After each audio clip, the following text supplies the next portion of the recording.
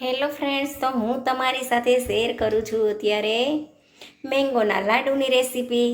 લાડુ બનાવવા માટે મેં જો એક મેંગોનું કટિંગ કરી લીધું છે, મલાઈ લઈ લીધી છે, ખમણેલ કોપરું લઈ લીધું છે, સાકર લઈ લીધી છે અને દૂધ લઈ લીધું છે. તો હવે છે ને આપણે દૂધ ગરમ કરવા માટે મૂકી દેવાનું છે.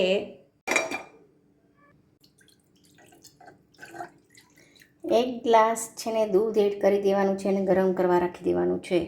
દૂધ ગરમ થાય છે ને ત્યાં આપણે સાકરને છે ને પીસી લેવાની છે.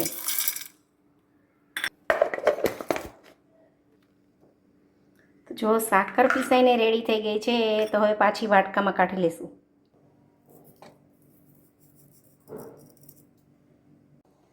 હવે જે કેરીના પીસ કર્યા છે ને એનો પલ્પ કરી લેવાનો છે. તો કેરીનો પલ્પ રેડી થઈ ગયો છે. તો હવે એની અંદર એડ કરવાની છે આ મલાઈ. હવે એડ કરશું આ ટોપરું અને બધું બરાબર પાછું બ્લેન્ડ કરી લેવાનું છે. તો જો મસ્ત એકદમ કલર આવી ગયો છે. તો હવે આ સ્ટેજ ઉપર આપણે પાછી થોડી સાકર એડ કરીને પાછું બ્લેન્ડ કરી લઈશું. તો લાડુ માટેનું જો મસ્ત મિશ્રણ રેડી થઈ ગયું છે.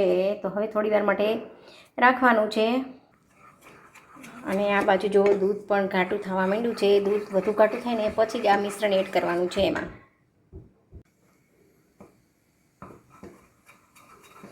જો દૂધ છે ને ઘાટું થવા માંડ્યું છે. હવે દૂધ ઘાટું થઈ ગયું છે. તો હવે પાછી થોડીક એડ કરવાની છે ખાંડ અને બરાબર મિક્સ કરી લેવાનું છે. અને હવે એડ કરવાનો છે આ મેંગોનો પલ્પ.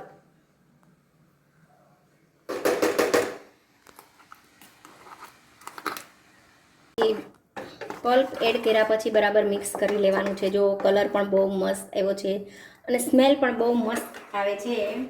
તો આવી રીતના લાડુ બનાવવાની ટ્રાય જરૂર કરવી. જો હવે થોડી વાર માટે જ રાખવાનું છે. કઠણ થવા માંડ્યું છે.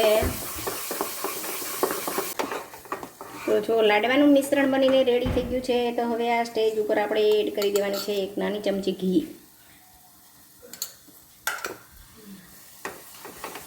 બરાબર મિક્સ કરી લેવાનું છે. જો આપણું છે ને ટોપરાના મેંગોવાળા લાડુનું મિશ્રણ બનીને રેડી થઈ ગયું છે. તો હવે નીચે ઉતારી લેવાનું છે અને થોડી વાર માટે ઠંડુ થવા દેવાનું છે અને પછી લાડુ બનાવવાના છે. મિશ્રણ ઠંડુ થઈ ગયું છે. તો હવે બનાવી લેવાના છે લાડુ અને કોટ કરી લેવાના છે ટોપરાથી અને ડ્રાયફ્રૂટથી. જો મસ્ત લાડુ બની ગયો છે. આવી રીતના બધા જ લાડુ બનાવી લેવાના છે.